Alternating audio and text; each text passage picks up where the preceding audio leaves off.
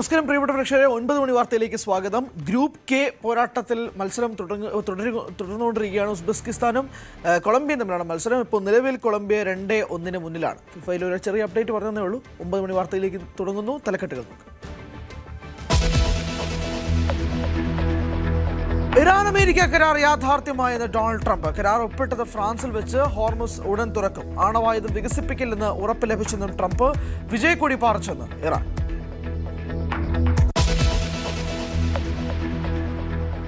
പശ്ചിമേഷ്യൻ വിഷയങ്ങളിൽ പ്രധാനമന്ത്രി നരേന്ദ്രമോദിയെ പ്രശംസിച്ച ട്രംപ്. മോദി ചെലുത്തുന്നത് നിർണായക സ്വാധീനം. ആരെങ്കിലും ഇന്ത്യയെ ആക്രമിക്കാൻ തുനിഞ്ഞാൽ ഇന്ത്യക്കൊപ്പം ഉണ്ടാകുമെന്നും ട്രംപ്.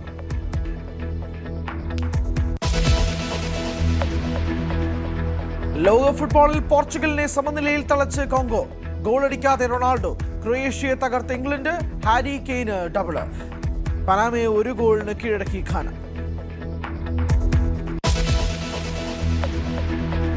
മാസപ്പടി കേസിൽ വീണ ടി ഹാജരാക്കിയ രേഖകൾ വിശദമായി പരിശോധിച്ച് നടപടികളിലെന്ന് ED. SFIO ശേഖരിച്ച 134 രേഖകൾ ഇന്ന് ഇഡിക്ക് നൽകും. ED ഉദ്യോഗസ്ഥരെ ആക്രമിച്ച കേസിൽ 3 പ്രതികളുടെ ജാമ്യാപേക്ഷയിൽ ഇന്ന് വിധി.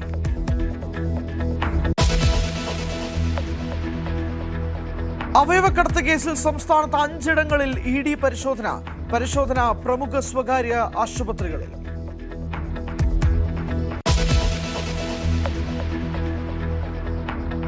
ആലപ്പുഴയിൽ യൂത്ത് കോൺഗ്രസുകാരെ മർദ്ദിച്ച കേസിൽ SIT അപ്പീൽ ഇന്ന് ഹൈക്കോടതി പരിഗണിക്കും. പ്രതികളായ 5 പോലീസുകാരുടെ മുൻകൂർ ജാമ്യം റദ്ദാക്കണമെന്ന് ആവശ്യം.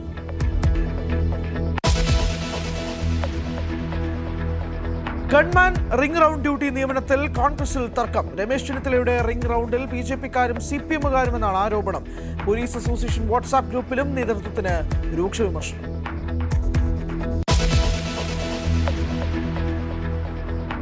ആലപ്പുഴ ബീച്ചിലെ കൃത്രിമ വെള്ളച്ചാട്ടത്തിൽ ഗുരുതര മലിനീകരണമെന്ന് സ്ഥിരീകരിച്ച തുറമുഖ വകുപ്പ്.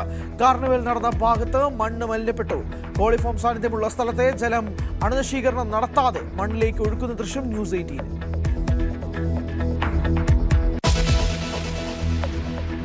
വാർത്തകൾ വിശദമായി. പശ്ചിമേഷ്യൻ യുദ്ധം അവസാനിപ്പിക്കാൻ ഇടക്കാല വെടിനിർത്തൽ കരാറിൽ ഒപ്പുവെച്ച് അമേരിക്കയും ഇറാനും. ഡൊണാൾഡ് ട്രംപും ഇറാൻ പ്രസിഡന്റ് മസൂദ് പെസിഷ്കിയാനുമാണ് ധാരണാപത്രത്തിൽ ഒപ്പുവെച്ചത്. ഫ്രഞ്ച് പ്രസിഡന്റ് ഇമ്മാനുവൽ മാക്രോണുമായി വേഴ്സായ് കൊട്ടാരത്തിൽ നടന്ന അത്താഴ വിരുന്നിനിടെയാണ് ട്രംപ് കരാറിൽ ഒപ്പുവെച്ചത്. ഇറാൻ വിജയക്കൊടി പാറിച്ചെന്നാണ് സ്പീക്കർ ഖാലിബാഫിന്റെ പ്രതികരണം.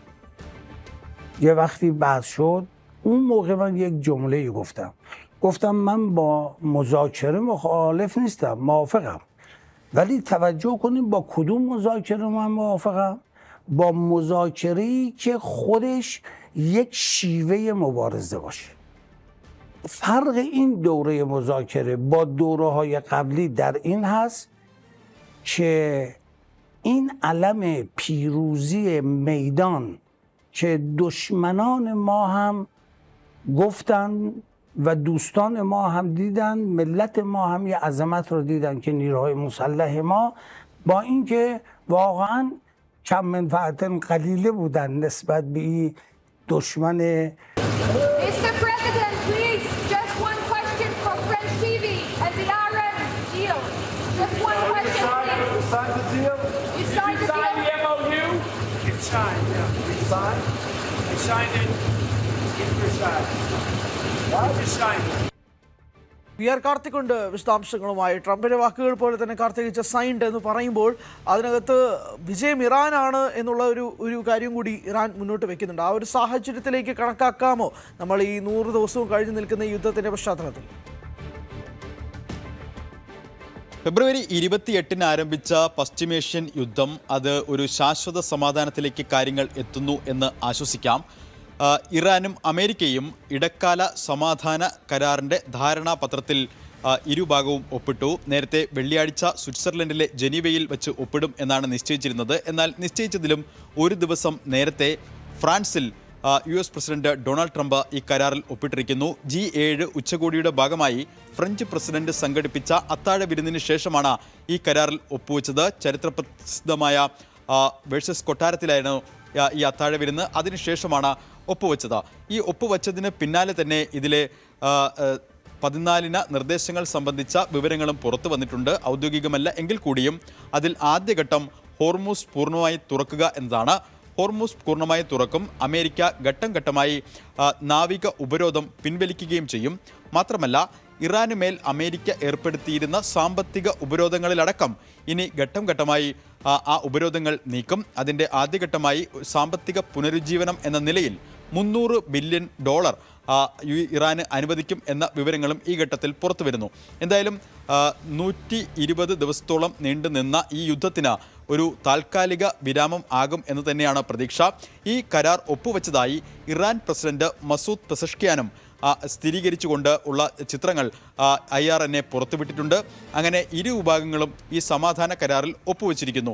ഇനി അറിയേണ്ടത് സമാധാന കരാറിലെ വ്യവസ്ഥകൾ എത്രത്തോളം പാലിക്കപ്പെടും എന്നതാണ്. ഈ സമാധാന കരാറിലെ ഒരു പ്രധാന വ്യവസ്ഥ ലെബനൻ അടക്കം എല്ലാ മേഖലകളിലും നിലവിലുള്ള സൈനിക നടപടികൾ അവസാനിപ്പിക്കും എന്നതാണ്.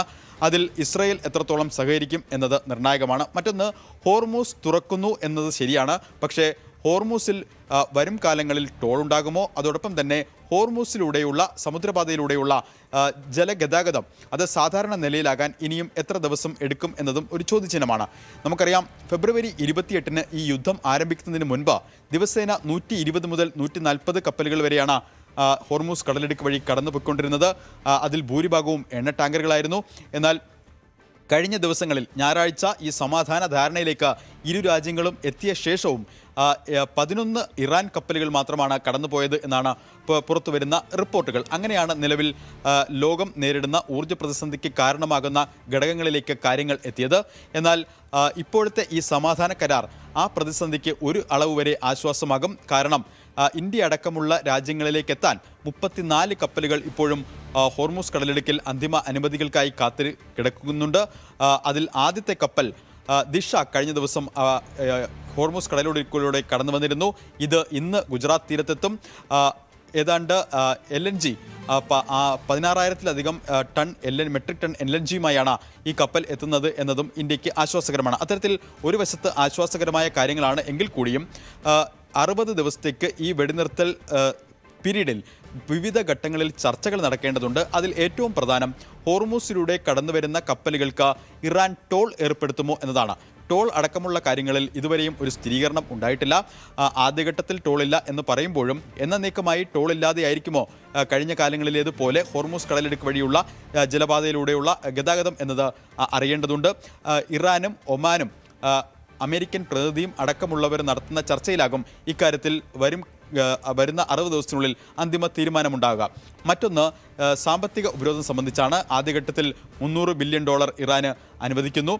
അതിനനുസരിച്ച് കാര്യങ്ങൾ സാമ്പത്തിക ഉപരോധം അടക്കമുള്ള കാര്യങ്ങളിൽ ഘട്ടം ഘട്ടമായി തീരുമാനങ്ങൾ മുന്നോട്ട് പോകും.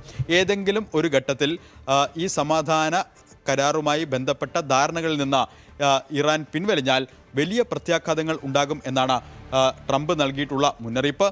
അതോടൊപ്പം തന്നെ ഈ വിജയം, ഈ കരാർ അതൊരു വിജയമായാണ് ഇറാൻ കണക്കാക്കുന്നത് എന്നതും ശ്രദ്ധേയമാണ്. അല്പം മുമ്പ് നമ്മൾ കേട്ടത് ഇറാൻ പാർലമെന്റ് സ്പീക്കറുടെ പ്രതികരണമാണ്.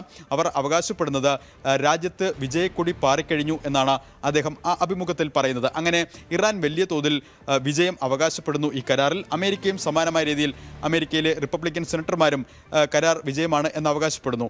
പക്ഷേ അന്താരാഷ്ട്ര തലത്തിൽ വിലയിരുത്തുമ്പോൾ ഈ യുദ്ധത്തിന് ആധാരമായ കാരണങ്ങൾ, ഫെബ്രുവരി 28-ന് ഈ യുദ്ധം ആരംഭിക്കുന്നതിന് മുൻപ് അമേരിക്ക മുന്നോട്ട് വെച്ച കാരണങ്ങൾ, അതിലേറ്റവും പ്രധാനം ഇറാനിലൊരു ഭരണമാറ്റമാണ്. 2, സമ്പുഷ്ടീകരിച്ച യുറേനിയം അത് അവിടെ സൂക്ഷിക്കുന്നു. അത് ഇറാൻ വിട്ടു നൽകണം എന്നൊരാവശ്യമായിരുന്നു ആ ഘട്ടത്തിൽ മുന്നോട്ട് വെച്ച രണ്ടാമത്തെ പ്രധാനപ്പെട്ട ഒന്ന്. പക്ഷേ ഈ 2 കാര്യങ്ങളിലും അമേരിക്കയ്ക്ക് ലക്ഷ്യത്തിലെത്താൻ കഴിഞ്ഞോ എന്നത് ഒരു ചോദ്യചിഹ്നമായി അവശേഷിക്കുന്നു. ഭരണമാറ്റം സാധ്യമായില്ല. സമ്പുഷ്ടീകരിച്ച യുറേനിയം അത് ഇനി എങ്ങനെ ഇറാനിൽ നിന്ന് മാറ്റും എന്നതടക്കമുള്ളത് ചോദ്യചിഹ്നമായി അവശേഷിക്കുന്നു. ആണവായുധം നിർമ്മിക്കില്ല എന്ന ഉറപ്പ് മാത്രമാണ് ഈ കരാറിൽ ഇറാൻ നൽകിയിരിക്കുന്നത്. അത് നേരത്തെ തന്നെ ഇറാൻ നൽകിയിട്ടുള്ളതുമാണ്. അങ്ങനെ പല ഘടകങ്ങൾ ഇനിയും ചോദ്യമായി അവശേഷിക്കുന്നു. ഇസ്രായേലിന് ഈ സമാധാന കരാറിൻ്റെ ഒരു കോപ്പി അയച്ചു കൊടുത്തു എന്നാണ് പ്രസിഡന്റ് ട്രംപ് അവകാശപ്പെടുന്നത്. ഈ കരാറിലെ വ്യവസ്ഥകൾ പാലിക്കാൻ ഇസ്രായേൽ എത്രത്തോളം പ്രതിജ്ഞാബദ്ധമായി തുടരും എന്നതും ഒരു ചോദ്യമാണ്. അതെന്തുകൊണ്ട് എന്ന് ചോദിച്ചാൽ ഞായറാഴ്ച ഈ സമാധാന കരാറിന് പിന്നാലെ ബെയ്റൂട്ടിൽ ഇസ്രായേൽ വലിയ തോതിൽ ആക്രമണം നടത്തിയിരുന്നു. അതിനുശേഷം ട്രംപ് ശക്തമായ ഭാഷയിൽ തന്നെ നെതന്യാഹുവിനെതിരെ രംഗത്ത് വന്നതും നമ്മൾ കണ്ടതാണ്. എന്തായാലും നിലവിൽ നിശ്ചയിച്ചതിലും ഒരു ദിവസം മുൻപ് തന്നെ ഇറാനും അമേരിക്കയും തമ്മിലുള്ള ഒരു സമാധാന ധാരണാപത്രത്തിൽ ഇരു രാജ്യങ്ങളും ഒപ്പിട്ടിരിക്കുന്നു. 14 നിർദ്ദേശങ്ങളാണ് ഇതിൽ ഉൾപ്പെടുത്തിയിട്ടുള്ളത്. അതിലേറ്റവും പ്രധാനം ഹോർമുസ് തുറക്കുമെന്നതാണ്. വരും മണിക്കൂറുകളിൽ ഹോർമുസിലൂടെയുള്ള ഗതാഗതം സാധാരണ നിലയിലാകും എന്ന് കണക്ക് കൂട്ടുന്നു. ഘട്ടഘട്ടമായി അമേരിക്ക ഉപരോധം പിൻവലിക്കും. പക്ഷേ യുദ്ധം സൃഷ്ടിച്ച പ്രതിസന്ധികൾ അവസാനിക്കാൻ നമ്മൾ ഇനിയും കാത്തിരിക്കേണ്ടി വരും. ഹരി, എന്തായാലും ഹോർമുസ് തുറക്കുമെന്നുള്ളത് തന്നെയാണ് ഏറ്റവും പ്രധാനപ്പെട്ട കാര്യം. 14 നിർദ്ദേശങ്ങൾ. ആ 14 നിർദ്ദേശങ്ങളിൽ ഏറ്റവും പ്രധാനവും ഹോർമുസ് തുറക്കുന്നതുമായി ബന്ധപ്പെട്ടുള്ള കാര്യങ്ങളാണ്. എന്നാൽ ഇറാന്റെ വിജയം ആണെന്നുള്ളതാണ് ഇറാൻ സ്പീക്കറും വ്യക്തമാക്കുന്നത്. ആ ഒരു സാഹചര്യത്തിലൂടെ മുന്നോട്ട് പോകുമ്പോൾ ഇസ്രായേലിന്റെ POV പോയിന്റ് ഓഫ് വ്യൂ എന്താണെന്ന് വളരെ നിർണായകമാണ്. കാരണം ബെഞ്ചമിൻ നെതന്യാഹുവിനെതിരെ ട്രംപ് സംസാരിച്ചത് നമ്മൾ കണ്ടതാണ്. നെതന്യാഹു കുറച്ചുകൂടി ഉത്തരവാദിത്വത്തോടെ പെരുമാറണമെന്നാണ് ട്രംപ് കഴിഞ്ഞ ദിവസം പറയുന്ന ഒരു സാഹചര്യവും ഉണ്ടായത്. എന്തായാലും ഇതൊക്കെയാണ് ഇപ്പോൾ ഒരു പ്രധാനപ്പെട്ട ഹാപ്പനിങ് ആയിട്ട് നടക്കുന്നത്. ഏതായാലും ട്രംപും ഒപ്പുവെച്ചിരിക്കുന്നു സമാധാന കരാർ. താൽക്കാലിക രീതിയിൽ ഒരു ആശ്വാസം എന്ന് വേണമെങ്കിൽ തന്നെ വിളിക്കാം. VR കാർത്തിക്കാണ് വിശദാംശങ്ങൾ നൽകിയത്. പ്രധാനമന്ത്രി നരേന്ദ്രമോദിയെ പ്രശംസിച്ച് ഡൊണാൾഡ് ട്രംപ്. പശ്ചിമേഷ്യൻ വിഷയങ്ങളിൽ മോദിക്ക് നിർണായക സ്വാധീനമുണ്ട്. അമേരിക്കയിൽ ഇന്ത്യ നടത്തുന്ന നിക്ഷേപങ്ങൾ പ്രശംസനീയമാണ്. ഇന്ത്യയെ ആരെങ്കിലും ആക്രമിക്കാൻ തുനിഞ്ഞാൽ ഇന്ത്യക്കൊപ്പം ഉണ്ടാകും. ഹോർമുസിൽ ഇന്ത്യൻ നാവികർക്ക് സുരക്ഷിതത്വം ഉറപ്പാക്കണമെന്ന ആവശ്യമായിരുന്നു മോദി മുന്നോട്ട് വെച്ചത്. ഫ്രാൻസിൽ G7 ഉച്ചകോടിക്കിടെയായിരുന്നു ഇരു നേതാക്കളുടെയും കൂടിക്കാഴ്ച. ആലപ്പുഴയിൽ യൂത്ത് കോൺഗ്രസ് പ്രവർത്തകരെ മർദ്ദിച്ച കേസിൽ പ്രതികളായ 5 പോലീസുകാരുടെ മുൻകൂർ ജാമ്യം റദ്ദാക്കാനുള്ള SIT അപ്പീൽ ഹൈക്കോടതി ഇന്ന് പരിഗണിക്കും. പിണറായി വിജയന്റെ ഗൺമാൻമാരായിരുന്ന അനിൽ കലിയൂര്, സന്ദീപ് അടക്കമുള്ള 5 പോലീസുകാരാണ് കേസിലെ പ്രതികൾ. പ്രതികൾക്ക് ആലപ്പുഴ സെഷൻസ് കോടതി ജാമ്യം അനുവദിച്ചു. ഗൺമാൻ റിംഗ് റൗണ്ട് ഡ്യൂട്ടി നിയമനത്തിലും കോൺഗ്രസിൽ തർക്കം. രമേശ് ചെന്നിത്തലയുടെ റിംഗ് റൗണ്ടിൽ BJP-ക്കാരും CPM-കാരും എന്നാണ് ആരോപണം. പോലീസ് അസോസിയേഷൻ വാട്സാപ്പ് ഗ്രൂപ്പിലും രൂക്ഷ വിമർശനം ഉയരുന്നുണ്ട്. CPM BJP അനുഭാവികളായ ഉദ്യോഗസ്ഥരെ സംരക്ഷിക്കുന്നതായും കോൺഗ്രസ് അനുകൂല വാട്സാപ്പ് ഗ്രൂപ്പിൽ അംഗങ്ങൾ മെസ്സേജ് രൂപേണ അറിയിക്കുന്നു. സാധനം കൊണ്ട് വിശദാംശങ്ങളുമായി സാധനം ഈ ചാറ്റൊക്കെ പുറത്തു വരുന്നൊരു സാഹചര്യത്തിലേക്ക് നീങ്ങി. നമ്മൾ രാവിലെയും അത് ചർച്ച ചെയ്തിരുന്നതാണ്. അത് കൂടുതൽ വഷളാവുന്ന സാഹചര്യത്തിലേക്ക് നീങ്ങുകയാണ്. ഈ UDF അധികാരത്തിലേക്ക് വന്നതിന് ശേഷം ഇത് ആദ്യമായിട്ടല്ല ഇങ്ങനൊരു ആരോപണം വരുന്നത് തന്നെ.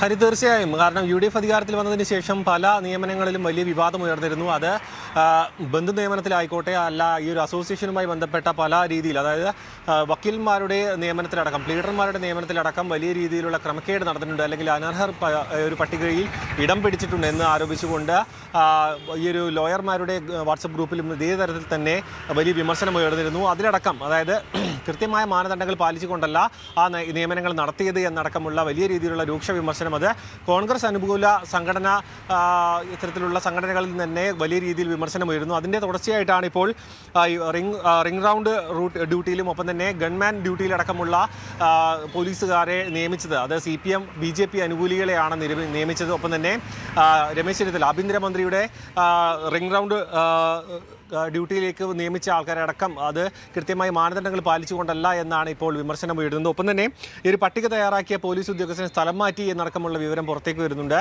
എന്തിനായാലും ഇതിൽ, അതായത് ഈ ഒരു സംഘടനാ തലത്തിൽ തന്നെയുള്ള ഒരു അസ്വാരസ്യത്തിൻ്റെ ഏറ്റവും തുറന്ന തെളിവുകളാണ് ഇപ്പോൾ ഈ ഒരു ചാറ്റിലൂടെ തന്നെ പുറത്തു വന്നിരിക്കുന്നത്. നേരത്തെ ഞാൻ സൂചിപ്പിച്ച പോലെ തന്നെ ഒരു പ്ലീഡർമാരുടെ നിയമനത്തിലായിക്കോട്ടെ, സണ്ണി ജോസഫുമായി ബന്ധപ്പെട്ട ബന്ധു നിയമനത്തിലായിക്കോട്ടെ വലിയ രീതിയിലുള്ള വിവാദങ്ങൾ കോൺഗ്രസിനെ വലിയ രീതിയിൽ അലട്ടിയിരുന്നു. മറ്റ് പല പ്രശ്നങ്ങൾ, വലിയ സമ്മർദ്ദങ്ങളും കോൺഗ്രസ് നേരിടുന്നുണ്ടെങ്കിൽ പോലും ഇത്തരത്തിലുള്ള സംഘടനാ തലത്തിൽ, അതായത് സ്വന്തം സംഘടനാ തലത്തിലുള്ള വലിയ രീതിയിലുള്ള വിമർശനങ്ങൾ, അത് കൃത്യമായ ഏകോപനമില്ലായ്മയോടുകൂടിയാണ് ഇത്തരം കാര്യങ്ങൾ നടപ്പിലാക്കുന്നത്. പലരും ഈ ഒരു പട്ടികയിലേക്ക്, അതായത് ഇത്തരത്തിലുള്ള നിയമനത്തിൻ്റെ പട്ടികയിലേക്ക് തിരികെ കയറ്റൽ നടക്കുന്നു.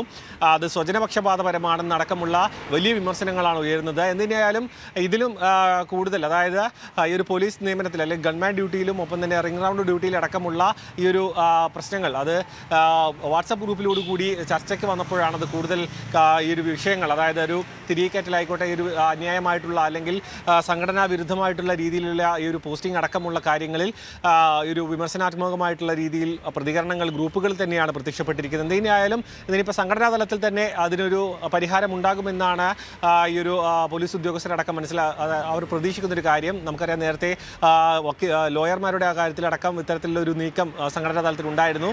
എന്തിനായാലും ഇതിൽ കൂടുതൽ പ്രതികരണങ്ങൾ പ്രതീക്ഷിക്കുന്നുണ്ട്. കാരണം ആഭ്യന്തരമന്ത്രിയുടെ അടക്കം ചുമതലയുള്ള, അതായത് റിംഗ് ഡൗൺ ഡ്യൂട്ടിയിലുള്ള ആൾക്കാർക്ക് അടക്കമാണ് ഈ ഒരു ആക്ഷേപം ഉയർന്നിരിക്കുന്നത്. അതിൽ സംഘടനാ തലത്തിൽ എന്തെങ്കിലും നടപടി ഉണ്ടാകുമോ അല്ലെങ്കിൽ ആ പട്ടിക തിരുത്തുമോ എന്ന കാര്യത്തിൽ ഇന്ന് വ്യക്തത വരും. ഹരി, വ്യക്തമാണ്. സാരംഗാണ് വിശദാംശങ്ങൾ നൽകിയത്.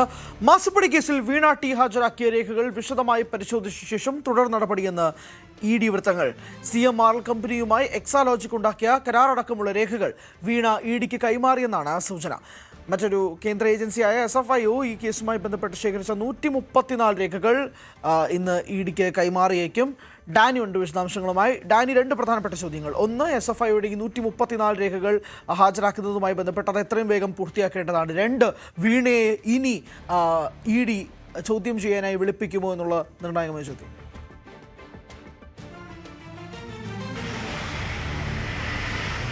ഹരി, കേസിലെ ഏറ്റവും നിർണായകം വീണ ഹാജരാക്കിയ രേഖകൾ പരിശോധിക്കുക, അതോടൊപ്പം തന്നെ ഈ മൊഴികളുടെ പരിശോധന നടക്കുക. കാരണം ED ആവശ്യപ്പെട്ട വിവരങ്ങൾ ഹാജരാക്കിയിട്ടുണ്ടോ എന്ന കാര്യങ്ങളടക്കം പരിശോധിക്കപ്പെടേണ്ടതുണ്ട്. അവരുടെ മൊഴിയിൽ ഏതെങ്കിലും രീതിയിലുള്ള വൈരുദ്ധ്യം നിറഞ്ഞിട്ടുണ്ടോ എന്നതടക്കമുള്ള കാര്യങ്ങൾ പരിശോധിക്കേണ്ടതുണ്ട്. അപ്പോൾ ഈ ദിവസങ്ങളിലെല്ലാം തന്നെ നടക്കുന്നത് ഈ മൊഴിയുടെ വിശദാംശങ്ങളുടെ ഒരു പരിശോധനയും ഒപ്പം ഇവർ ഹാജരാക്കിയ രേഖകളുടെ പരിശോധനയുമാണ് നടക്കുന്നത്.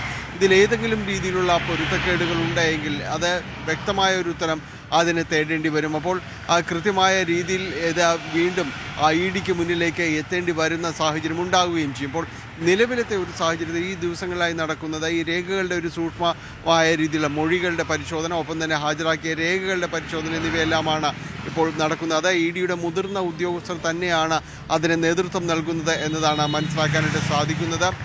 ഇതിൽ ഏറ്റവും പ്രധാനമെന്ന് പറയുന്നത് ഈ ED കണ്ടെത്തിയിരിക്കുന്ന PMLA കേസ് രജിസ്റ്റർ ചെയ്യാനായിട്ടുള്ള ആ ഒരു സംഭവത്തിന് ആധാരം 2.78 കോടി രൂപ ഈ അക്കൗണ്ടിലൂടെ വന്നു എന്നത് തന്നെയാണ്. അപ്പോൾ ഇതിന് ആനുപാതികമായി എന്ത് സേവനങ്ങൾ നൽകി എന്നതടക്കമുള്ള കാര്യങ്ങളുടെ വിശദാംശങ്ങൾ ഇന്നലെ ഹാജരാക്കാനായിട്ട് ആവശ്യപ്പെട്ടിരുന്നു. എക്സാലോജിക്കിൻ്റെ പ്രവർത്തനം എന്തായിരുന്നു, ഏതെല്ലാം രീതിയിലുള്ള സേവനങ്ങളും സൗകര്യങ്ങളും അവർ CMRLുമായി ബന്ധപ്പെട്ട് നൽകിയിട്ടുണ്ട് എന്നത് അതിൽ ചോദിച്ചാൽ മനസ്സിലാക്കുകയും മൊഴിയെടുക്കുകയും ചെയ്തിരുന്നു. ഇതേ കാര്യങ്ങൾ തന്നെയാണ് തലേ ദിവസങ്ങളിൽ CMRL ഉദ്യോഗസ്ഥരിൽ നിന്നടക്കം മൊഴി ശേഖരിക്കുകയും ചെയ്തത്. ഇക്കാര്യങ്ങളിൽ ഏതെങ്കിലും രീതിയിൽ വൈരുദ്ധ്യങ്ങൾ നിലനിൽക്കുന്നുണ്ടോ, EDക്ക് ഈ ഉത്തരങ്ങൾ ബോധ്യപ്പെടാതെ വരുന്നുണ്ടോ എന്നത് കാര്യങ്ങളാണ് പ്രധാനമായും തന്നെ പരിശോധിക്കപ്പെടുന്നത്. ഒപ്പം എംപവർ ഇന്ത്യ ലിമിറ്റഡ് കമ്പനിയിൽ നിന്ന് വീണ ലോൺ എടുത്ത് 50 ലക്ഷത്തോളം രൂപ അവർക്ക് വായ്പയായി അനുവദിച്ചത് ഏത് സാഹചര്യത്തിലാണ്, തിരിച്ചടവ് പോലും ഇല്ലാതിരുന്നിട്ടും കൂടുതൽ തുക അനുവദിക്കുകയും ചെയ്തത്, അതിനെല്ലാം തന്നെ CMRLും ഇതിന് ഉത്തരം പറയേണ്ടി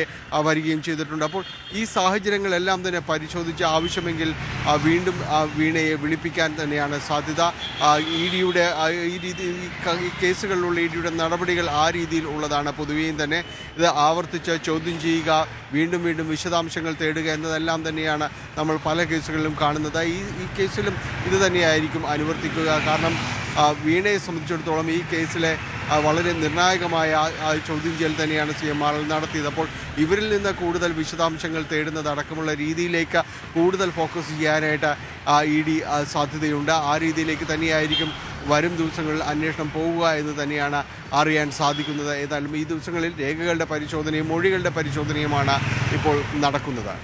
രേഖകളുടെയും മൊഴികളുടെയും പരിശോധനയാണ് ഇപ്പോൾ നടക്കുന്നത്. ഡാനിയാണ് വിശദാംശങ്ങൾ നൽകിയത്. പ്രതിപക്ഷ നേതാവ് പിണറായി വിജയന്റെ വീട്ടിൽ പരിശോധനയ്ക്കെത്തിയ ED ഉദ്യോഗസ്ഥരെ ആക്രമിച്ച കേസിൽ 3 പ്രതികളുടെ ജാമ്യാപേക്ഷയിൽ കോടതി ഇന്ന് വിധി പറയും. 6-ാം പ്രതി കിരൺ, 8-ാം പ്രതി ഷഫീഖ്, 17-ാം പ്രതി വൈശാഖ് എന്നിവരുടെ ജാമ്യ ഹർജിയാണ് കോടതി പരിഗണിക്കുന്നത്. തിരുവനന്തപുരം ജുഡീഷ്യൽ 1-ാം ക്ലാസ് മജിസ്ട്രേറ്റ് കോടതിയാണ് കേസ് പരിഗണിക്കുന്നത്. കഴിഞ്ഞ ദിവസങ്ങളിലായി കേസിലെ 1 മുതൽ 25 വരെയുള്ള പ്രതികളെ കസ്റ്റഡിയിൽ വാങ്ങി സംഭവസ്ഥലത്തെത്തിച്ച് പോലീസ് തെളിവെടുപ്പ് നടത്തിയിരുന്നു.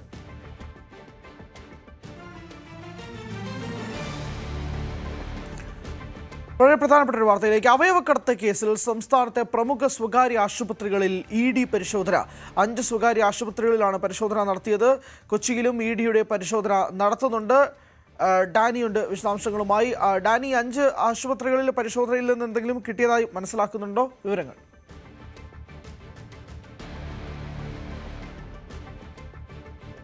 ഹരി, പരിശോധനകൾ തുടരുകയാണ് പലയിടങ്ങളിലും. കൊച്ചിയിലാണ് കൂടുതൽ ആശുപത്രികളിൽ പരിശോധന നടക്കുന്നത്. 5ഓളം ആശുപത്രികൾ കേന്ദ്രീകരിച്ച് നടക്കുന്ന പരിശോധനയാണ്. നേരത്തെ ഈ കേസുമായി ബന്ധപ്പെട്ടുകൊണ്ട് ED പ്രാഥമികമായ ചില പരിശോധനകളടക്കം നടത്തിയിരുന്നു. അതിനുശേഷമാണ് ഇപ്പോൾ വലിയ രീതിയിലേക്ക് ഈ ആശുപത്രികൾ ഒന്നാകെ ലിസ്റ്റ് ചെയ്തുകൊണ്ട് പരിശോധനയിലേക്ക് കടന്നിരിക്കുന്നത്. ഇതിൽ ED വരാനിടയായ ഒരു സാഹചര്യം എന്ന് പറയുന്നത് നേരത്തെയും ഈ കേസുമായി ബന്ധപ്പെട്ടുകൊണ്ട് ആദ്യഘട്ടത്തിൽ പരിശോധന നടത്തുമ്പോൾ ഇതിൽ ഈ ഒന്നാം പ്രതിയായ നജീബ് എന്ന് പറയുന്നയാളുടെ അക്കൗണ്ടിലേക്ക് വലിയ തോതിലേക്ക് തുക എത്തിയിട്ടുണ്ട്. പലതും കൈമാറ്റം ചെയ്യപ്പെട്ടതെല്ലാം തന്നെ വലിയ തുകകളാണ്. ചിലത് ആശുപത്രികളിൽ നിന്ന് നേരിട്ട് തുക നൽകിയിരിക്കുന്നു. അതോടൊപ്പം തന്നെ ചില വ്യക്തികളിൽ നിന്ന് തുക നൽകിയതായിട്ട് കണ്ടിട്ടുണ്ട്. അപ്പോൾ അത് വലിയ തുകകളായതുകൊണ്ട് തന്നെ ഈ തുകകൾ എവിടെ നിന്നാണ്, എങ്ങനെയാണ് സമാഹരിക്കപ്പെട്ടത് എന്നതടക്കമുള്ള കാര്യങ്ങൾ അതിലൊരു വ്യക്തത തേടുകയാണ് ED. പ്രധാനമായും നജീബിൻ്റെ അക്കൗണ്ടുകൾ കേന്ദ്രീകരിച്ചാണ് പ്രധാന പരിശോധന നടന്നിരിക്കുന്നത്. അതും വിദേശത്ത് നിന്നടക്കം പണം എത്തിയതായിട്ടുള്ള ചില രേഖകളും ED കണ്ടെത്തിയിട്ടുണ്ട്. അപ്പോൾ ഈ ആശുപത്രികളിൽ എന്താണ് ഈ ആശുപത്രികളുമായി ഇയാൾക്കുള്ളൊരു ബന്ധം എന്താണ്, ഇത്ര കണ്ട തുക കൈമാറുന്നതടക്കമുള്ള കാര്യങ്ങൾ, ഇയാൾക്ക് ഏത് രീതിയിലാണ് ഈ പണം നൽകിയത് എന്നതടക്കമുള്ള കാര്യങ്ങൾ പരിശോധിക്കപ്പെടുന്നുണ്ട്. ഒപ്പം ഈ കേസിൽ പ്രത്യേക അന്വേഷണ സംഘം രൂപീകരിച്ച് അവർ അന്വേഷണവുമായിട്ട് മുന്നോട്ട് പോകുന്നുണ്ട്. നിലവിൽ 5ഓളം പ്രതികളെയാണ് അറസ്റ്റ് ചെയ്തിട്ടുള്ളത്. ഇതിൽ നജീബാണ് ഈ കേസിലെ ഏറ്റവും മുഖ്യ സൂത്രധാരൻ എന്ന് പറയുന്നത്. മറ്റുള്ളവർ പലരും ഈ രേഖകൾ ഉണ്ടാക്കി കൊടുത്ത ഈ അവയവദാതാക്കൾക്ക് വേണ്ടി കൃത്രിമമായ രേഖകൾ, ജനപ്രതിനിധികളുടെ അടക്കമുള്ള രേഖകൾ നിർമ്മിച്ച് നൽകുന്ന കേസിലാണ് മറ്റുള്ളവർ വന്നിരിക്കുന്നത്. അവർക്ക് എല്ലാം കൃത്യമായ രീതിയിൽ കമ്മീഷൻ നൽകിക്കൊണ്ടാണ് ഇടപാടുകൾ നടന്നിരിക്കുന്നത്. ആലപ്പുഴയുടെ തീരമേഖലകൾ കേന്ദ്രീകരിച്ചും ഈ രീതിയിൽ ഈ അവയവദാതാക്കളെ കണ്ടെത്താനുള്ള, ഇരകളെ കണ്ടെത്താനുള്ള ശ്രമങ്ങൾ നടത്തിയതായെല്ലാം തന്നെ പറഞ്ഞു. അവിടെ നിന്നും ഈ കേസിൽ അറസ്റ്റുകൾ ഉണ്ടായിട്ടുണ്ട്. എന്തായാലും ഇതിൽ പ്രധാനമായി ഇപ്പോൾ ED കടന്നു വരാനുള്ള സാഹചര്യം എന്ന് പറയുന്നത് മുഖ്യപ്രതിയുടെ അക്കൗണ്ടിലേക്ക് ആശുപത്രികൾ കേന്ദ്രീകരിച്ച് വലിയ തോതിലുള്ള തുക എത്തപ്പെട്ട സാഹചര്യം പരിശോധിക്കുന്നതിന് വേണ്ടിയാണ്. ഇവിടെ എന്താണ് ഈ കേസിൽ ബന്ധപ്പെട്ട് ഉണ്ടായിരിക്കുന്നത്, ഏത് രീതിയിലുള്ള ഇടപാടുകൾ നടന്നിരിക്കുന്നു എന്നതിലടക്കമുള്ള അന്വേഷണത്തിലേക്ക് പോവുകയാണ്. ഇതിൽ സംസ്ഥാനത്ത് വിവിധ കേന്ദ്രങ്ങൾ, പ്രത്യേകിച്ച് കൊച്ചിയിലാണ് കൂടുതൽ ആശുപത്രികൾ കേന്ദ്രീകരിക്കപ്പെട്ടിട്ടുള്ളത്. മറ്റിടങ്ങളിലും ആശുപത്രികളിൽ പരിശോധനയുണ്ട്. എന്തായാലും ഈ കേസിൽ EDയുടെ പരിശോധനകൾ തുടരുകയാണ്. യെസ്, EDയുടെ പരിശോധനയാണ് തുടരുന്നത്. കഴിഞ്ഞ മാസമാണ് നജീബ് പിടിയിലായത്. വലിയ ശൃംഖല തന്നെ അയാൾക്കുണ്ട് എന്നുള്ളതും വളരെ ഞെട്ടിപ്പിക്കുന്ന ഒരു കാര്യം കൂടിയായിരുന്നു. പ്രത്യേകിച്ച് കൊച്ചിയെ കേന്ദ്രീകരിച്ചുകൊണ്ട് കൂടുതൽ ആശുപത്രികളിൽ നടത്തിയ ഈ അവയവക്കടത്തുമായി ബന്ധപ്പെട്ടുള്ള കാര്യങ്ങളുമായി ബന്ധപ്പെട്ടാണ് ഇപ്പോൾ EDയുടെ പരിശോധന നടത്തുന്നതിൽ 5 ആശുപത്രികളിൽ പരിശോധന നടക്കുകയാണ്. ഇപ്പോഴും പരിശോധനകൾ തുടരുകയാണ് EDയുടെ ഭാഗത്ത് നിന്ന്. ഡാനിയാണ് വിശദാംശങ്ങൾ നൽകിയത്. ഇടവേളയിലേക്ക് പോകുന്നു, മടങ്ങിയെത്താം.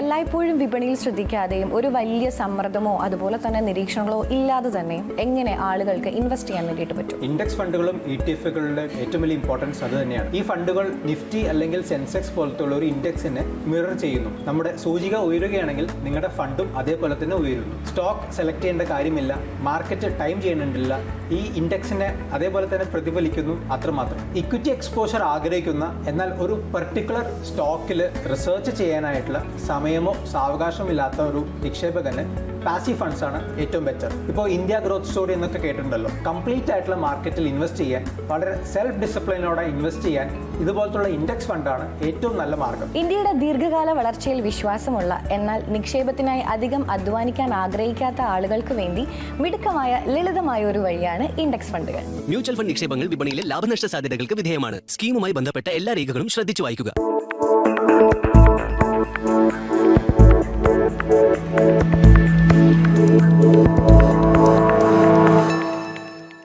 ഹിമാലയത്തിന്റെ മഞ്ഞണിഞ്ഞ കൊടുമുടികൾക്കിടയിലൂടെ വരയ്ക്കപ്പെട്ട നിയന്ത്രണ രേഖ, അതായത് ലൈൻ ഓഫ് കൺട്രോൾ, കേവലം 2 രാജ്യങ്ങളെ വേർതിരിക്കുന്ന ഒരു അതിർത്തി മാത്രമല്ല, അതൊരു കാലയന്ത്രം കൂടിയാണ്.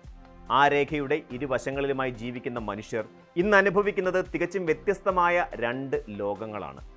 ജൂൺ 9 എന്ന ഒരൊറ്റ ദിവസം ഈ വലിയ യാഥാർത്ഥ്യത്തിന്റെ നേർചിത്രമായി മാറുകയായിരുന്നു.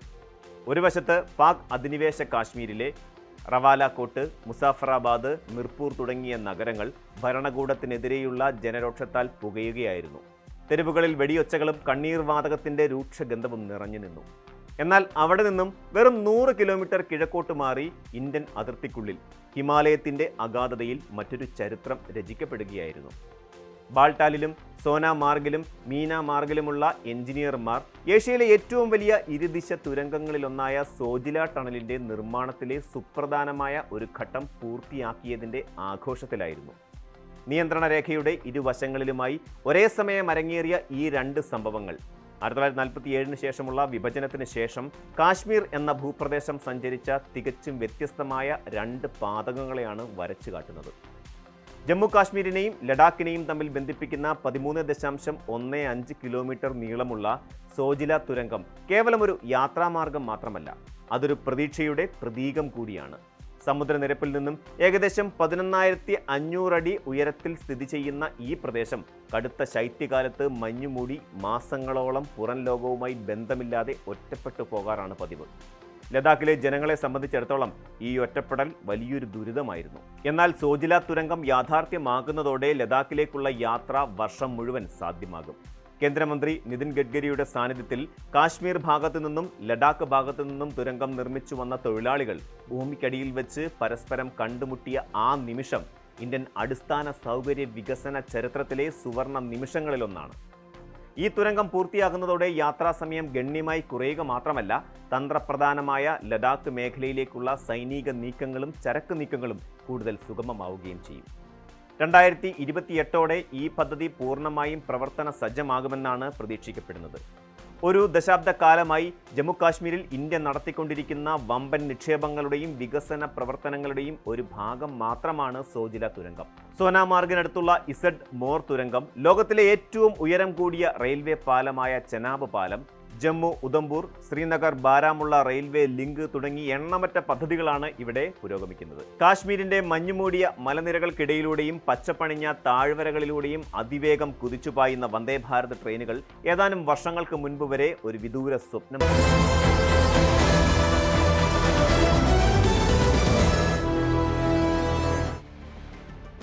ടിനി ടോമിനെതിരായ പരാതിയിൽ കോടതിയെ സമീപിക്കാൻ ഒരുങ്ങിയ അൻസിബ. എറണാകുളം 1ാം ക്ലാസ് മജിസ്ട്രേറ്റ് കോടതിയിൽ ഇന്ന് ഹർജി സമർപ്പിക്കും. ടിനി ടോമിനെതിരെ കേസെടുക്കണമെന്നാണ് ആവശ്യം. അൻസിബയുടെ പരാതി അമ്മയിലെ ആഭ്യന്തര തർക്കമെന്ന് പോലീസ് കോടതിയിൽ. 3 മണിക്കൂർ അൻസിബയെ സ്റ്റേഷനിൽ തടഞ്ഞു വെച്ചിട്ടില്ല. വനിതാ SI രേഷ്മയ്ക്കെതിരെ കേസ് എടുക്കേണ്ട ആവശ്യമില്ല എന്ന് പോലീസ് അറിയിച്ചു.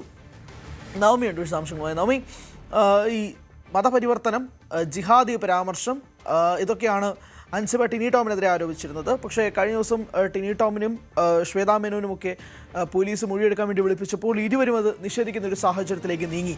കോടതിയിലേക്ക് നീങ്ങുമ്പോഴേക്കും അൻസിബ പ്രതീക്ഷിക്കുന്ന എന്താണ്? ലക്ഷ്മിപ്രിയക്കെതിരായ കേസിൽ അങ്ങനെയൊന്നും സംഭവിച്ചില്ല, ഇതൊരു ആഭ്യന്തര പ്രശ്നം മാത്രമാണെന്നാണ് പോലീസ് പറഞ്ഞിരുന്നത്.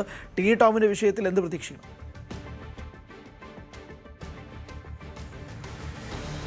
Hari, good morning. ഇത് 2 പരാതികളാണ് അൻസിബ പോലീസിന് മുന്നിൽ നൽകിയിരിക്കുന്നത്. അതിലൊന്ന് ലക്ഷ്മിപ്രിയക്കെതിരെയും SI രേഷ്മയ്ക്കെതിരെയുള്ള പരാതി, മറ്റൊന്ന് നടൻ ടിനി ടോമിനെതിരായിട്ടുള്ള പരാതി. ഇത് രണ്ടിലും പോലീസ് FIR എടുക്കാത്ത സാഹചര്യത്തിലാണ് കോടതിയെ സമീപിക്കാനായി അൻസിബ തീരുമാനിച്ചത്.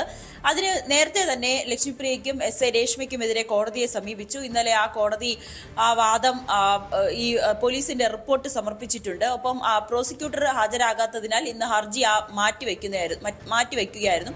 27-ാം തീയതി ഹർജി പരിഗണിക്കും. അതിനിടയിലാണ് ഇന്നിപ്പോൾ ടിനി ടോമിനെതിരെ കോടതിയെ സമീപിക്കാനായി തീരുമാനിച്ചിരിക്കുന്നത്. അതിൽ അൻസിബ പറയുന്നതും സമാനമായ കാര്യമാണ്. തനിക്കെതിരായിട്ടുള്ള ഒരു മോശം അനുഭവം ഉണ്ടായപ്പോൾ, അല്ലെങ്കിൽ ടിനി ടോം തന്നെ വളരെ മോശമായ രീതിയിൽ പലയിടങ്ങളിലും ചിത്രീകരിച്ചു, അത് പോലീസിൽ പരാതി നൽകിയിട്ടും കേസെടുത്തില്ല. ടിനി ടോമിനെതിരെ നടപടിയെടുക്കണം, കേസെടുക്കണമെന്ന് ആവശ്യപ്പെട്ടുകൊണ്ടാണ് ഇപ്പോൾ കോടതിയെ സമീപിച്ചിരിക്കുന്നത്. എറണാകുളം 1ാം ക്ലാസ് മജിസ്ട്രേറ്റ് കോടതിയിലാണ് ഈ ഹർജി സമർപ്പിക്കുകയും ചെയ്യുക. അതിനിടയിൽ ഇന്നലെ ലക്ഷ്മിപ്രിയക്കെതിരായിട്ടുള്ള പരാതിയിലെ പോലീസിന്റെ ഒരു റിപ്പോർട്ട് അത് ഇന്നലെ കോടതിയിൽ സമർപ്പിച്ചിരുന്നു. അതിന്റെ വിശദാംശങ്ങളാണ് പുറത്തു വരുന്നത്. അതിൽ പോലീസിന്റെ കണ്ടെത്തൽ, അൻസിബ നൽകിയ പരാതി അത് അമ്മയിലെ ഒരു ആഭ്യന്തര പ്രശ്നമാണ്, അതാണ് പിന്നീട് പോലീസിലേക്കും കോടതിയിലേക്കും എത്തിയത് എന്നാണ് പോലീസിന്റെ റിപ്പോർട്ടിലേക്ക് പറയുന്നത്. ഒപ്പം 3 മണിക്കൂർ അൻസിബയെ സ്റ്റേഷനിൽ തടഞ്ഞു വെച്ചിരുന്നില്ല. വനിതാ SIക്കെതിരെ കേസെടുക്കേണ്ട ആവശ്യം നിലവിലില്ല എന്നുകൂടിയാണ് പോലീസിന്റെ റിപ്പോർട്ടിൽ പറയുന്നത്. SIയുടെ ഭാഗത്ത് വീഴ്ച സംഭവിച്ചിട്ടില്ല. ഈ കേസുമായി ബന്ധപ്പെട്ട് സ്വാഭാവികമായ നടപടിക്രമങ്ങൾ, മൊഴിയെടുക്കൽ മാത്രമേ അവിടെ ഉണ്ടായിട്ടുള്ളൂ എന്നുകൂടി ഈ റിപ്പോർട്ടിൽ പറയുന്നുണ്ട്. അതോടൊപ്പം തന്നെ ഹൻസിബ പറയാത്ത കാര്യങ്ങൾ എഴുതി ചേർത്തു എന്ന ആരോപണം SIക്ക് മുന്നിൽ ആവർത്തിച്ചിട്ടില്ല. അതായത് പോലീസിന്റെ മുന്നിൽ, അതായത് ഹൻസിബയുടെ പരാതിയിൽ ഈ ഹർജിയിലടക്കം പറയുന്നത് താൻ പറയാത്ത പല കാര്യങ്ങളും രേഷ്മ, SI ആയിട്ടുള്ള രേഷ്മ ഈ ഒരു പകർപ്പിൽ അല്ലെങ്കിൽ മൊഴിയിൽ എഴുതി ചേർത്തു എന്നാണ്. പക്ഷേ അതിനെതിരെയും അൻസിബ ഈ ഹർജിയിൽ നൽകിയ പരാതിയിൽ പറയുന്നുണ്ട്. പക്ഷേ ആ ഒരു മൊഴി തൃക്കാക്കര ACPക്ക് മുന്നിൽ അൻസിബ ആവർത്തിച്ചില്ല എന്നാണ് ആ പോലീസിന്റെ റിപ്പോർട്ടിൽ പറയുന്നത്. പക്ഷെ അൻസിബയുടെ അഭിഭാഷകൻ പറയുന്നത് തന്റെ മുന്നിൽ വെച്ചാണ് അൻസിബ ഈ മൊഴി കൊടുത്തത്, അപ്പോൾ താൻ അത് കൃത്യമായി കേട്ടതാണ്, പറയാത്ത കാര്യങ്ങൾ SI എഴുതി പിടിപ്പിച്ചു എന്നുള്ളത്. പക്ഷെ അത് ഈ റിപ്പോർട്ടിൽ ഇല്ല എന്നുകൂടിയാണ് ഈ അൻസിബ പറയുന്നത്. മറ്റൊന്ന്, ലക്ഷ്മിപ്രിയയുടെ ഭർത്താവിനോട് അൻസിബയെ കൊണ്ട് മാപ്പ് പറയിപ്പിച്ചു എന്നത് ശരിവെച്ചിരിക്കുകയാണ് പോലീസ്. അതായത് അന്നത്തെ ആ സംഭാഷണത്തിനിടയിൽ ലക്ഷ്മിപ്രിയയും അൻസിബയും ഇരിക്കുമ്പോൾ തന്നെ SI രേഷ്മ ലക്ഷ്മിപ്രിയയുടെ ഭർത്താവിനെ വിളിക്കുകയും സംസാരിക്കുകയും അപ്പം അൻസിബ ലക്ഷ്മിപ്രിയയുടെ ഭർത്താവിനോട് ക്ഷമ ചോദിക്കുകയും ചെയ്തു എന്ന് ഈ റിപ്പോർട്ടിൽ പറയുന്നുണ്ട്. അതോടൊപ്പം തന്നെ വാട്സപ്പ് മെസ്സേജിന്റെ പേരിൽ ലക്ഷ്മിപ്രിയയെ ഭർത്താവ് മർദ്ദിച്ചു എന്നും പോലീസ് റിപ്പോർട്ടിലുണ്ട്. പക്ഷേ ലക്ഷ്മിപ്രിയ അന്നേരത്തിൽ ഭർത്താവിൽ നിന്ന് മർദ്ദനമേറ്റു എന്ന് പോലീസിന് നൽകിയ പരാതിയിൽ പറയുന്നില്ല. പക്ഷെ പിന്നീട് ACPക്ക് മുന്നിൽ നൽകിയ മൊഴിയിലാണ് ഭർത്താവ് തന്നെ മർദ്ദിച്ചു എന്ന് ലക്ഷ്മിപ്രിയ പറഞ്ഞത്. അതും ആ റിപ്പോർട്ടിലുണ്ട്. അങ്ങനെ ഈ റിപ്പോർട്ട്, ഇത് അടങ്ങിയ റിപ്പോർട്ടാണ് കോടതിയിൽ സമർപ്പിച്ചിരിക്കുന്നത്. എന്തായാലും ഇനി അടുത്ത പ്രാവശ്യം ഹർജി പരിഗണിക്കുമ്പോൾ ഈ റിപ്പോർട്ട് കൂടി പരിഗണിച്ചുകൊണ്ടുള്ള ഒരു വാദമായിരിക്കും നടക്കുക. അതിലെന്തായാലും ഒരു തീരുമാനം ഉണ്ടാകുമെന്നാണ് നമ്മൾ പ്രതീക്ഷിക്കുന്നത്. എന്തായാലും നിലവിൽ അമ്മയിലെ ഒരു ആഭ്യന്തര തർക്കമാണ് ഇങ്ങനെ പോലീസ് സ്റ്റേഷനിലേക്കും നിയമ നടപടികളിലേക്കും കടന്നിരിക്കുന്നതെന്നാണ് ACP നൽകിയ റിപ്പോർട്ടിൽ പറയുന്നത്. ആ റിപ്പോർട്ടാണ് ഇപ്പോൾ കോടതിയിലുള്ളത്. അതിനിടയിൽ തന്നെയാണ് ടിനി ടോമിനെതിരെയും ഹൻസിബ കോടതിയിലേക്ക് നീങ്ങിയിരിക്കുന്നത്. ഹൻസിബ അങ്ങനെ കോടതിയിലേക്ക് നീങ്ങുകയാണ്. FIR ഇടാത്ത സാഹചര്യത്തിൽ നേരെ കോടതിയിലേക്ക് പോകുന്നു. ഇന്ന് ഹർജി സമർപ്പിക്കുമെന്നാണ് മനസ്സിലാക്കുന്നത്. നവമിയാണ് വിശദാംശങ്ങൾ നൽകിയത്. മാത്യു കുഴൽനാടനെ KPCC പ്രസിഡന്റ് ആക്കണമെന്ന് ആവശ്യപ്പെട്ടുകൊണ്ട് ഫ്ലെക്സ് ബോർഡുകൾ പാലക്കാട് നഗരത്തിലാണ് ഫ്ലെക്സ് സ്ഥാപിച്ചത്. പുതിയ കോൺഗ്രസിന്റെ പേരിലാണ് ഫ്ലെക്സ്. പ്രജിത്ത് ഉണ്ട് വിശദാംശങ്ങളുമായി. പ്രജിത്ത്, ഇപ്പോൾ സണ്ണി ജോസഫ് മന്ത്രിയൊക്കെയായി നിൽക്കുന്ന സാഹചര്യത്തിൽ ഒരു മാറ്റം വേണമെന്നുള്ള ആവശ്യം ഉള്ളിൽ തന്നെ ഉയരുന്നുണ്ട്. അവിടെ മാത്യു കുഴൽനാടന് വേണ്ടിയിട്ട് ഈ ഒരു ഫ്ലെക്സ് ബോർഡ് വരുമ്പോഴേക്കും ഉദ്ദേശങ്ങൾ എന്താണെന്നുള്ളത് സ്വാഭാവികമായ ചോദ്യം. ഒന്ന്. രണ്ട്, പാർട്ടി ഇക്കാര്യത്തിൽ പ്രതികരണം നടത്തിയിട്ടുണ്ടോ? മാത്യു കുഴൽനാടന്റെ ഭാഗത്തു നിന്നും എന്തെങ്കിലും പ്രതികരണം ഉണ്ടായിട്ടുണ്ടോ? ഹരി, പാലക്കാട് ഇന്ന് രാവിലെയാണ് കോട്ടമൈതാനത്തിന് സമീപം 5 വിളക്കിന് അടുത്താണ് ഈ ഫ്ലക്സ് സ്ഥാപിച്ചിട്ടുള്ളത്. മാത്യു കുഴൽനാടനെ KPCC പ്രസിഡന്റ് ആക്കണം എന്നാണ് ഫ്ലക്സിലുള്ളത്.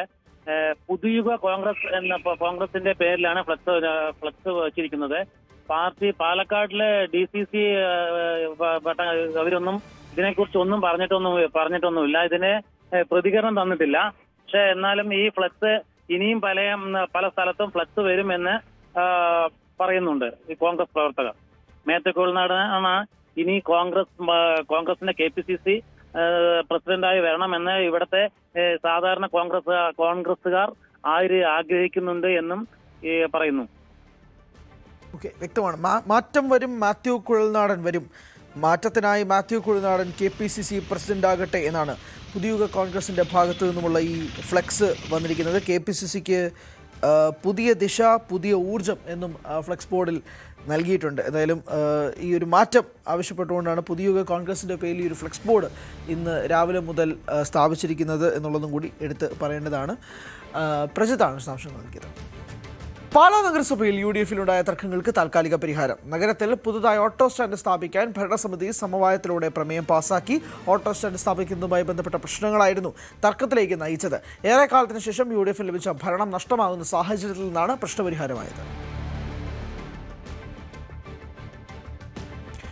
മലപ്പുറം ജില്ലാ പുനഃക്രമീകരണം നടത്താൻ വിദഗ്ധ പഠനം നടത്തണമെന്ന ആവശ്യവുമായി മുഖ്യമന്ത്രി കാണാനെത്തിയ UDF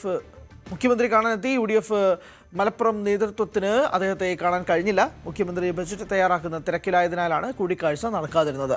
സംഘം അടുത്തയാഴ്ച വീണ്ടും തിരുവനന്തപുരത്തേക്ക് പോകും. സംസ്ഥാനത്ത് മഴ ശക്തമാകുന്നു. ഇന്ന് 7 ജില്ലകളിൽ യെല്ലോ അലർട്ടാണ്. പത്തനംതിട്ട, കോട്ടയം, എറണാകുളം, ഇടുക്കി, തൃശൂർ, പാലക്കാട്, മലപ്പുറം ജില്ലകളിലാണ് മഴ മുന്നറിയിപ്പുള്ളത്. ശക്തമായ കാറ്റിനും സാധ്യതയുണ്ട്. ജൂൺ 21 വരെ ശക്തമായ മഴ തുടരുമെന്നാണ് മുന്നറിയിപ്പ്. ആലപ്പുഴ ബീച്ചിലെ മലിനജലം ഉപയോഗിച്ചുള്ള കൃത്രിമ വെള്ളച്ചാട്ടത്തിൽ ഗുരുതര പരിസ്ഥിതി മലിനീകരണം സ്ഥിരീകരിച്ച് തുറമുഖ വകുപ്പ്. കാർണിവൽ നടന്ന ഭാഗത്ത് മണ്ണ് മലിനപ്പെട്ടതായി പരിശോധനയിൽ കണ്ടെത്തിയെന്ന് സ്ഥിരീകരിക്കുന്ന കത്ത് ന്യൂസ് 18 ലഭിച്ചു. അതേസമയം വണ്ടർ ഫോൾസ് അവശിഷ്ടങ്ങൾ പൊളിച്ചു നീക്കാൻ നടപടി തുടങ്ങി. ശാസ്ത്രീയമായാണ് പരിസ്ഥിതി സംരക്ഷണ മേഖലയിൽ നിർമ്മാണങ്ങൾ നീക്കുന്നത്. കോളിഫോം ബാക്ടീരിയ സാന്നിധ്യം കണ്ടെത്തിയ ഭാഗത്തെ ജലം അണുനശീകരണം നടത്താതെ മണ്ണിലേക്ക് ഒഴുക്കുന്ന ദൃശ്യങ്ങളും ന്യൂസ് 18 ലഭിച്ചു. ഗുരുതര നിയമലംഘനങ്ങൾ നടന്നെടുത്ത് CRZ, ഭൂഗർഭജല വകുപ്പ്, മലിനീകരണ നിയന്ത്രണങ്ങൾ വിഭാഗങ്ങൾ എന്നിവ തുടർ നിയമ നടപടികൾ പോലും സ്വീകരിക്കുന്നില്ല. 30 ലക്ഷത്തിന് മേൽ പണം വാങ്ങിയ തുറമുഖ വകുപ്പും വിനോദ നികുതി വാങ്ങിയ നഗരസഭയും നിയമലംഘനങ്ങളിൽ മൗനം തുടരുകയാണ്.